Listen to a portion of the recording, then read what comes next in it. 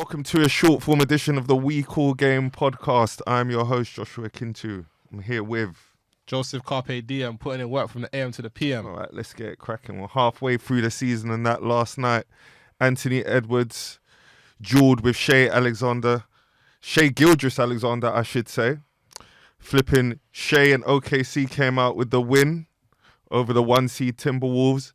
The night before, flipping Jokic walked into the Boston Celtics, walked into Boston Garden, handed them their first home L of the season. We're in January.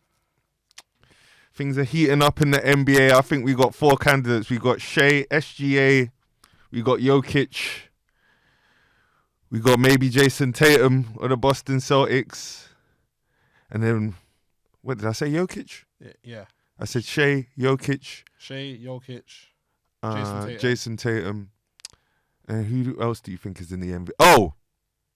I'm being very disrespectful. Your man Joel Embiid. Now, out of them 4, who do you think? Who's your MVP so far this season? Who's? In fact, before you answer, let's set the context. Obviously, I don't think anyone had the OKC Thunder as a 2-seed. I didn't. I think we sat here and said they'd make the playoffs. Yeah. They're now the 2-seed in the West, and it's been that way. It's been like that for a good 2-3 weeks now. Am I lying? Maybe 4. No, you're not lying. Yeah. They've sat there, been posted. All right. Jason Tatum and the Celtics, best starting 5 in the league. I think they're the 1-seed. Yeah, correct. Obviously, conventional wisdom tells us, good record, best player on that team, usually in the MVP shouts. His numbers back it up. I think he's averaging, close to 30? Or 30, Jason Tatum? Close to 30, I'm sure, but everyone scores so many points, no one even cares anymore. But how many points he got? He's definitely got high 29, 30, right? I'm getting it up now, 1 second.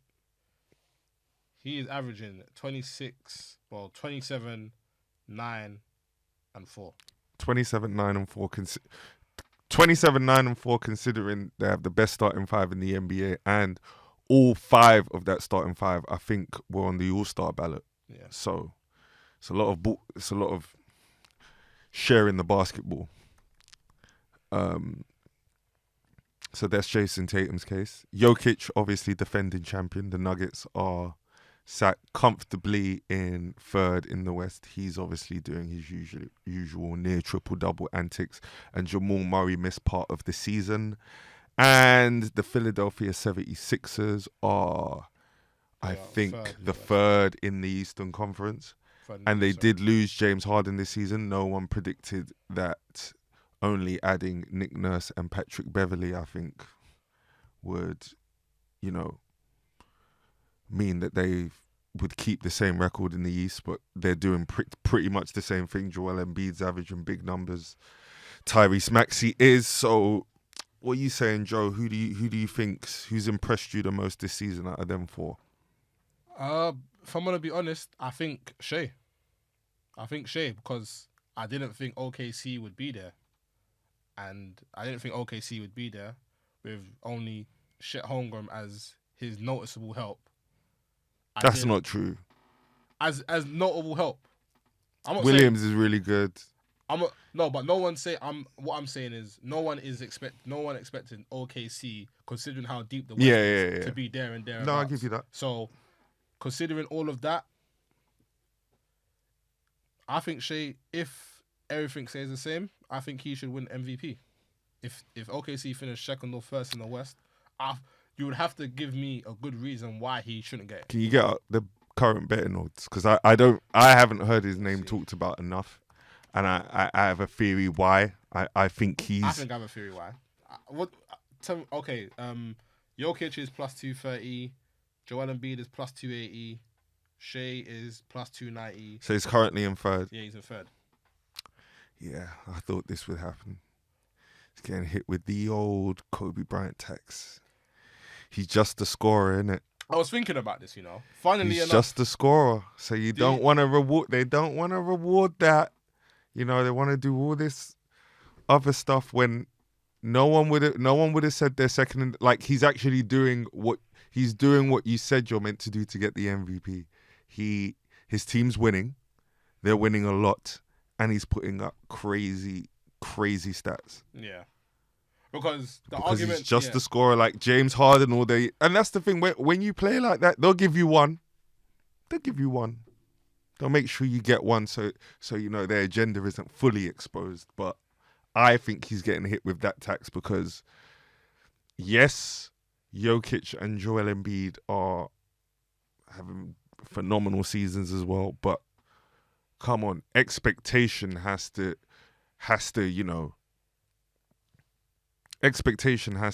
play a part in this as well. Like if you think about it, yes, I don't think we expected Philadelphia, but the fact that the Denver Nuggets can still be third in the West, miss Jamal Murray for a significant part of the season tells you, and yeah, you could say, oh, if they miss Jokic, they would miss a lot of it. It tells you the players around them they're still a really good team without their second best player there. Yeah. And you may be giving it to Jokic because you should have got it last year and you didn't give it to him then, and that, now you it's. Yeah. I think one thing, all of the players that are in contention for MVP are foreign players. Oh yeah, because SGA is from Canada, yeah, right? All of them are foreign players, which tells you. Where's Jason Tatum in the odds? 1 second, let me get that up. Because for him not to get talked about as well, he's getting hit with that tax heavy. He is raw. 1, 2. Luka's in 4th. Giannis in 5th. Jason Tatum in 6th plus 2,500. Then Anthony Edwards, De'Aaron Fox. Yeah. So, I personally think, if you're going to ask me, I think the NBA is slightly returning to the big man era. Go on. All the people that are in contention for MVP have been big men. Yeah. No, I say that, and the last what, Joel Embiid last year, Jokic the year before that, Jokic the last 2 years before that, I would say, then Giannis before that. So I hear what you're saying. The game's not played inside out like it was in the 90s, but I think you're right in terms of like your big players being dominant. But I don't think I think like it was in the 90s, the NBA is crying out for a poster child for when LeBron James leaves, and that's why you're gonna see a lot of, every time Anthony Edwards does a spectacular dunk, every time Ja Morant does a spectacular dunk, every time SGA does something spectacular, you're going to see a lot of, next Jordan, the next Vince Carter, the next Kobe, because it's like, as unfortunately, a lot of these giants, these big, don't have charisma. Jokic doesn't. I think Joel Embiid does, but I just think I don't think his personality translates as a big star. Yeah. Giannis does a little bit, but I don't think it does. I think they're crying out for someone to be that homegrown face of the league. Yeah, American-born face of the league. Yeah, because I think it looks a bit crazy where the face of your product is a foreign product. I guess, but I guess we're more maybe we're more used to it in the UK because it's like with the Premier League. When was the last time you'd say the Premier League, the face of the Premier League, was an English player? That's true. That's very true. I don't think Rooney? Nah.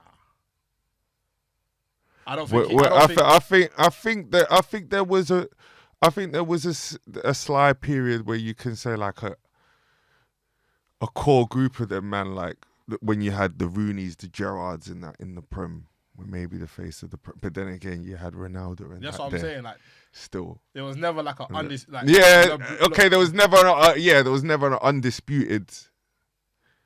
Like no one was the face. Like when I'd say no English player was the face of the Premier League. When like David Beckham was here, or even like Thierry Henry or something like that. Since them times, but I guess that's probably why we're more used to it. Whereas in America, they've had LeBron James for the last 20 years. So now Yeah. they're scrambling a little bit because he's on the outs. Yeah, and back to my point of why I think if everything stays the same, the way Shea should get it is because if we look back at previous players of Shea's archetypes, i.e. the Kobe's, we can say the Russes, the James Harden, I would say he's off that archetype.